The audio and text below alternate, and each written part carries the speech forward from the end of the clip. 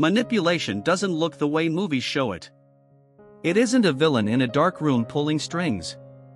It isn't obvious. It isn't dramatic. The most effective manipulation in your life has probably felt like love. Like concern. Like a reasonable request from someone who cares about you. And that is exactly what makes it so difficult to see and so important to understand. Today we are going to decode the psychology of manipulation. Not to make you paranoid, but to give you the ability to recognize the difference between influence that respects you and influence that exploits you. In psychology, manipulation is defined as any attempt to influence someone through means that bypass their rational autonomy. The key word is exploit. Because influence itself is not manipulation. Every conversation involves influence.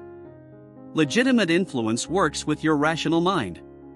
Manipulation works around it. When emotions are activated, especially fear, guilt, shame, or fear of abandonment, they can override rational evaluation entirely. A skilled manipulator doesn't need to make a good argument.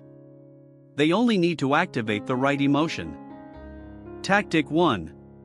Guilt induction.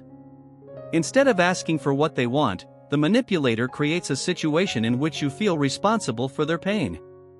It sounds like, after everything I've done for you, I just thought you cared about me. I don't know why I bother. Nothing is directly asked. But the emotional pressure is enormous. And the only exit from that pressure is doing what they wanted. Tactic 2. Gaslighting. Gaslighting is the systematic undermining of someone's trust in their own perception of reality.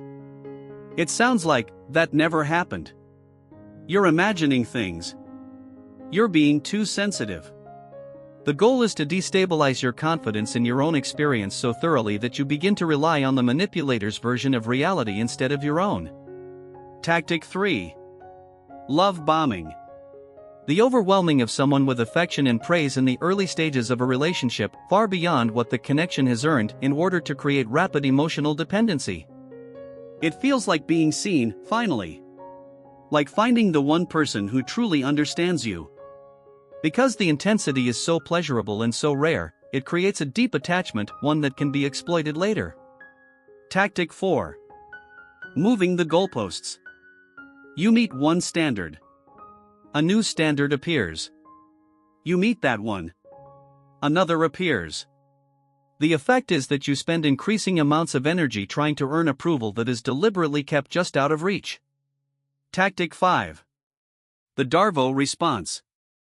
When confronted about harmful behavior, the manipulator denies it happened, attacks the person who raised it, and repositions themselves as the true victim. It turns the act of self-advocacy into evidence of cruelty. The person who raised a concern leaves the conversation apologizing for having raised it. Being manipulated does not mean you are weak or foolish. The most sophisticated manipulation tactics work precisely because they target what is good in people. Guilt induction works on people who care.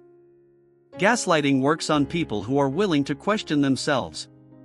Love bombing works on people capable of deep connection. Recognition is the first and most important protection.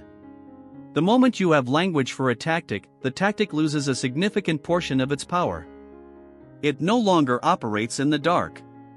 Understanding manipulation is not about building walls. It is about developing a specific kind of clarity. The ability to feel the difference between someone who is working with you and someone who is working on you. You are allowed to name what you see. You are allowed to take your own experience seriously.